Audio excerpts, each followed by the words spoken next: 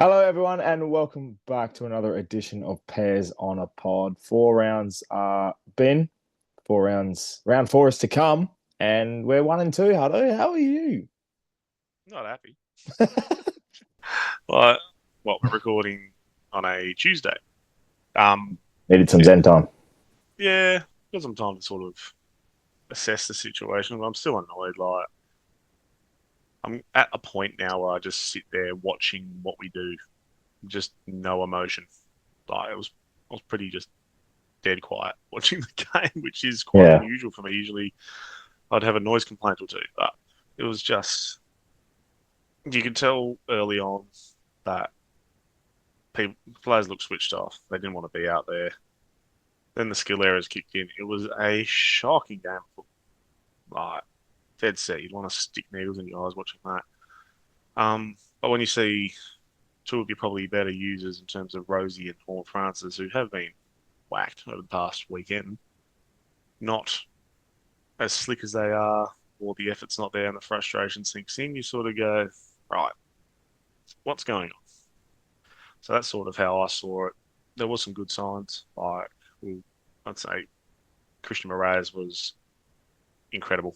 Like for a second gamer, like to do what he did, he was fantastic. Georgiades started fairly well, and yeah, there wasn't too many real highlights, unfortunately. And yeah, Willie Rioli, I actually completely forgot about the Ridley incident last year. I was wondering why he was copying the booze, and then I was swiftly reminded that he'd smoked Ridley out. So, but yeah, no, he got frustrated as well. It looked like a bunch of blokes who was just frustrated that it's not happening. And I hope that's not a trend that we continue to see.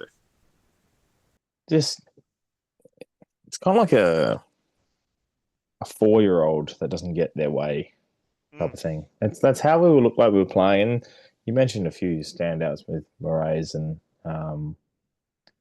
obviously Georgiades was hot early. I think Burgoyne comes into the category as well. He was mm, slick and looking very, very good. I thought Wines' game was again something that, we talk about, our skills and everything. And I know he doesn't have the best assets, but he was the only one really grunting in and doing that. He did that last week. I thought he did that again, like against the Pies as well. So I think there's too many passengers, which I know we're kind of used to, but it's a good sign to know that when it's not clicking, it's just not clicking. And I sit here and I look at the thing that comes to mind instantly is that Horn Francis drop mark, 45 out, yeah. late in the third quarter. You have that. There was an option open. You kick a goal. I think we would have probably been 3 goals up, perhaps. Mm, They're not coming back from 3 goals, 4 goals in that type of affair. So it's few and far between at the moment, and it's really frustrating. And a game like that where you pencil in, you probably should win. And we're mhm. sitting here 3 weeks ago. We're saying if we're 4-1 going together, and it's probably what we expect. We probably could be the opposite, 1-4. Generally could be 1 and 4, which is incredibly frightening. And like just looking at the stats next to me, like Salvador Galea, like he fought well. Thought he had the better of um Draper for 3 quarters, and then sort of lost in the final quarter. Soldo looked cooked. Like nah, uh, just nah. Just not up to it. Like, this is funny because we've been begging to see Soldo all all season, and then to for that to happen was just Bitter. not it. It was pretty disappointing. Willem Drew was down. Logan Evans made a nice old clanger to gift them a goal. Good Like, God, that was a terrible decision. the frustrating thing is, I can see elements of where our game can work, but when it doesn't work, it's going to fall apart badly. We should have lost by more. That's absolute reality. We should have lost by way more. Essendon just couldn't hit the side of a barn. Completely honest. There was no Barnes at that Marvel, by the No, sounds of it. no. And yeah, it was just quite rubbish to not take advantage of a team that is down, can couldn't kick accurately at all. It's frustrating. And you know what sucked even more? Their best player, aside from maybe Zach Merritt, Xavier Desmond.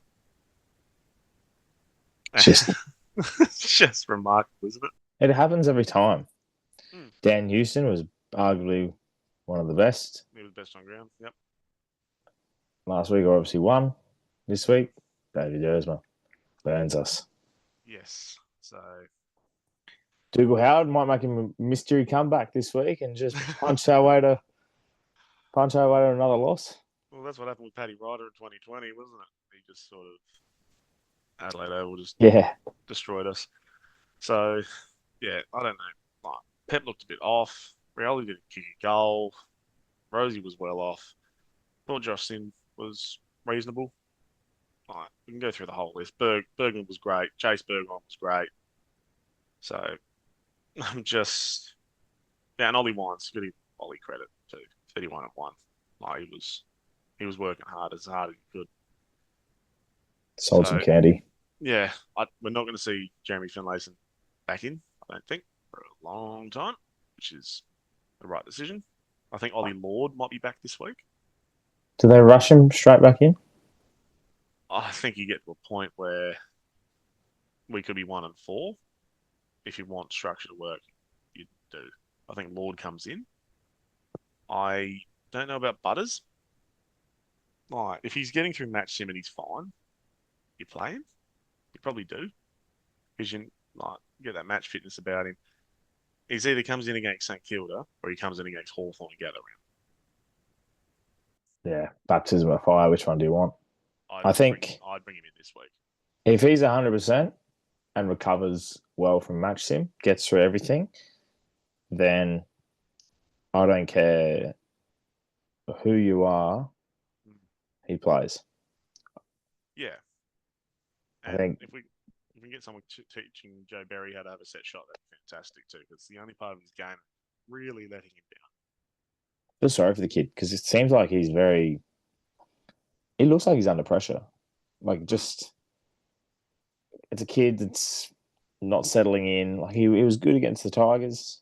I thought Yeah. in patches. Obviously got found out very early on against the Pies, and even again against the Bombers, he was very almost on edge. But Yeah. I think that's a reflection of what you're getting from your senior players. Mm. The output that you get from them is what's funneling down the rest. And if you've got a fringe player or you've got a youngster like Joe Berry, then they're going to see that example and go, right, well, Mm-hmm. I'm uncertain, so what do I do? And it's why things like that happen. So, Yeah. And 41 tackles ain't it? Like, I'm pretty sure it's the oh, same amount that we had against Collingwood. Tackling pressure. when your equal top tackle getter is a ruckman, Yeah. and Jordan Sweet, 4 tackles Yeah. is the highest you get for a game.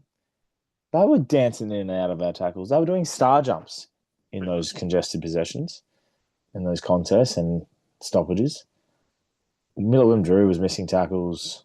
Um, Jackson Mead comes off of a 30 disposal. This is the inconsistencies I'm talking about. Mm. Comes off a 30 disposal game. We're all pumping up. And I don't want to use Mead as an example because I think he's the type that always ends up being the example, but it's the reason why these inconsistencies happen. Yep. You know, come back 30 disposal game against the Tigers, all well and good. Completely Great for agree. confidence. Comes out, has 14 touches, 3 tackles. These are players that are supposed to be having these tackling effort. It's frustrating when you don't do the basics.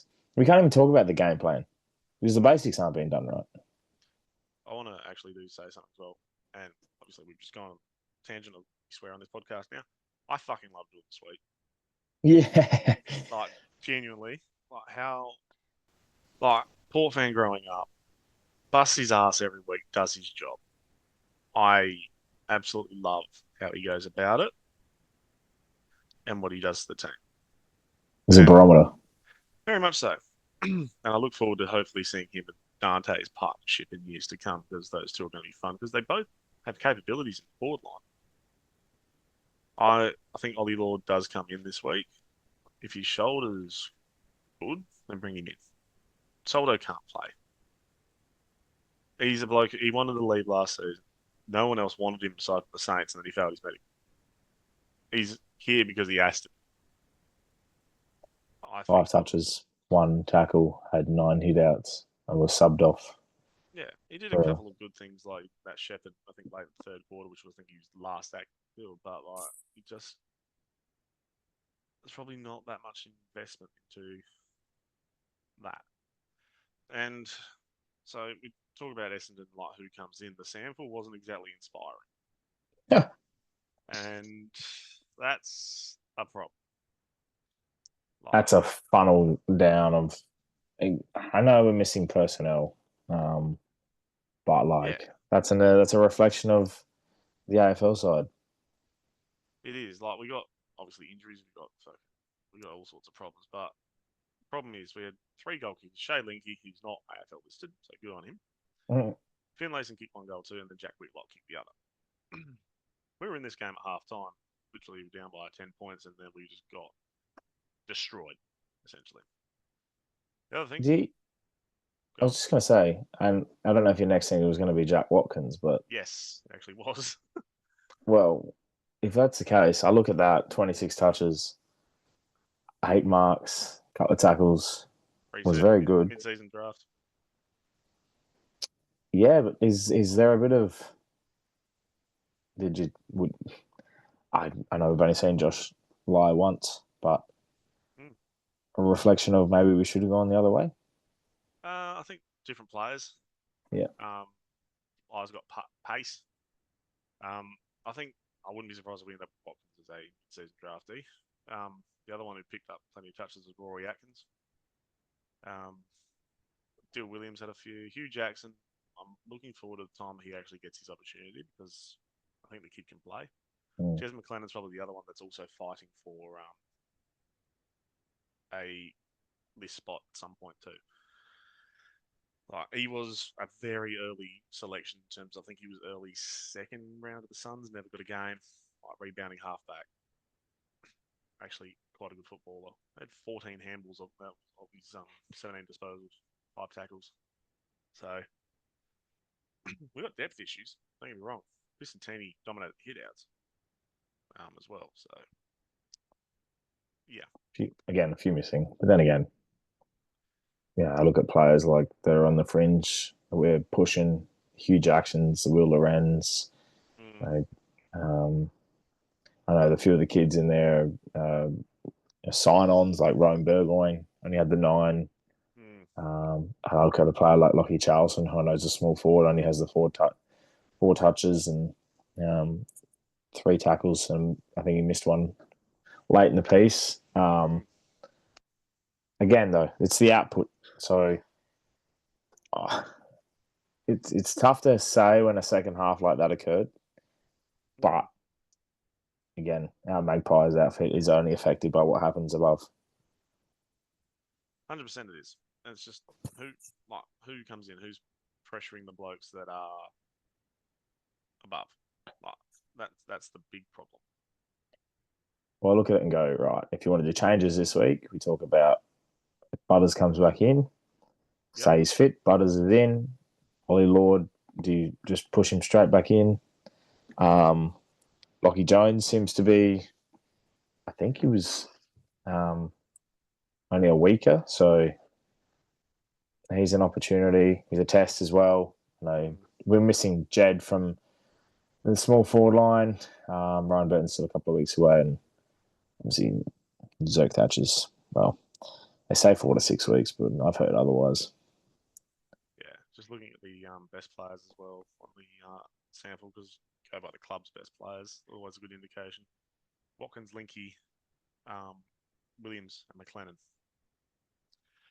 Only one AFL listed bloke in there, so there's still get a crack. Don't know. I look at, so you look at the lineup. Yeah, I honestly don't know, but I'm gonna have. Yeah, the second half was bad. Just gotta hopefully rock up next this week. Yeah, only 210. If you want to venture down to that part of the world, good luck. Blowing a Megan Gale down there, probably. Mm, yep, not my favourite stadium to visit. The only Oval. Um, Mm. but yeah, there's a lot of problems going on at all levels. But move on to some good news. Kane Farrell 5-year extension. How good? One down, three to go. Three? Who's the other? Well, Burgoyne is next year, Butters is Oh yeah, next year, and then Bergman is obviously this year. this year. Yeah. I Yeah, I think if you're the club now and you can sort of sense of, I know the season's very unpredictable. Teams Mm, change a lot and evolve throughout the year. And hey, knowing us, eventually when it clicks, somehow we're going to run 4 or 5 in a row, and all of a sudden hopes are up again. the roundabout. Oh, supporting Port Adelaide. Will be an unlikely win somewhere. We just Mm. win it somehow. It's just like how we did at Cardinia Park last year. Yeah, like we'll 55-point head start and only win by a goal. You know, it happens. Classic. Um, but yeah, no, Kane signing on is. I did love the sort of message he said. He says, "I'm very settled, very Mm. happy. Got good friends, good support, and everything here. Partner's happy. You know, that's the messaging you want to hear." And I Yeah. think that's a positive that other players can probably, well, Port fans can take with other players. Because I feel like the general consensus would be majority do stay. I know we've lost Houston and Dersman over the last couple of years, but Mm. partly could be a club decision more so than them wanting to really. Well, I think that was the case with Xavier. Um, Yeah. but with Dan, I think it was obviously player. So we really haven't had a lot of, apart from probably Jared Polak being in that lot. We've always probably been really in control of who we've let go. I think it's been sort of a push at the door. Hopefully that doesn't change. Obviously, a change in regime, coaching might have a say in that. But if you're literally willing to just leave because the coach changes, sort of whatever, go. Like that's my view on it. There'll be other fans that probably aren't huge on that, but that's your opinion. That's what we that's what we're all are. That's what we're all paying supporters and all this sort of stuff. So all a bit of fun. I But agree with that that. that was good news and wouldn't mind to see a Miles Bergman or a Zak Butters soon, but I don't expect to see the former at all. Especially considering there's a lot of rumours going around. And if we willingly bend over to send Zak Butters to either Hawthorn or Collingwood, which were rumoured, I am genuinely done. Because Oh, there's one thing about strengthening a rival. It just doesn't make sense. Like I still the Houston one still sucks for that. Like I especially when think, you contract you had all the power. yeah, Butters in particular is the one you just. I seem to have more confidence with him Mm, than anything. I feel like he had the ability to. You know, he's a vice captain. And this is my thing. This is mm, if you're a leader at a club, it really will set an example as a leader if you pack up and go. Like, are you really a leader? Are you really a person that people want to follow? Because if you're just leaving because you have to or you want to, I don't see you as a leadership person. I see Zak as a leader. I see as a person that will set the tone. So I think I'm confident enough to say that he will stay. I think having that relationship with Connor Rosie, I think having that relationship with Watkins as well, who's now at the club, and as you say, will most likely be the sign on mid season. I don't see where the shift changes where he needs to go. mm. I know. I think Jace Burgoyne is probably a lock to extend and be I'd hope so. a 4 to 5 year extension again. Obviously, the worries are there with Miles Bergman, but if Mm, it's what I'm lingering with in terms of potentials, hearing that Naz is actually leaning towards Port because of yeah, Jace, then take that and run. there's a trade there, Mm, I think. something Um, that works. Something that if you get something, if Port fans get something out of that, with Yeah, Naz coming here and and they leave Miles all year for like going, that. Yeah, then I'm comfortable I in don't that think you'd be position. too upset if you end up with Wangan Lira out of it instead of like if you lose Miles Bergman. Is that almost a straight swap? Oh, clubs will. throw their dicks around. That's what they're Yeah, going there's to a do. pick 45 in there somewhere, isn't there? Yeah, there's definitely some sort of late swapping of picks to appease the other, but who knows? Would you like a future fourth? Yeah, future. Love a future. Everyone wants points. Everyone wants future fours. But I don't yes, think. so that But is pretty much the summary of the week, hey, Ant? yeah, well, don't think you'll be talking about that at the precinct anymore. But Yeah, not over a nice meal in the middle of the week, no. no. Mm. Yeah, but I'll see you on a Friday night. Yeah, but you did say, or off air, you wanted to do a little bit of testing, or what did you had up your sleeve? Yeah, well, I think we're on a bit of a downer at the moment, considering we're 1-2, we're a bit flat, and Mm. we're coming up against a St Kilda outfit this week. But by the way, look, I know it's not everyone's cup of tea, but we are wearing the Guernsey this week, Oh, yes. So if we lose, at least we'll look good doing it. Jesus, there's going to be a lot of traditions. I hate that. Yeah. Yeah, well, We did they're call not. it last week, but we did record before it went out, and we predicted, maybe it's against St Kilda. There we go. Against the Saints. It is. The Mm. last time we wore it was Against the Saints. Yep. 2006. Yep. Daniel Motlop with the extreme grimace on his face of not wanting to have a kick after the siren to win a game. Was it? Oh, I thought we wore it against Freo. Nah, thanks. Yeah, thanks, St Kilda in Tassie. Good way to celebrate. I hope Daniel Motlop kicks the first goal of the game this week. At least That would be piss funny, actually. That I'm all aboard that. So please, Paul, make that happen. Wheel out Daniel Motlop this week for that.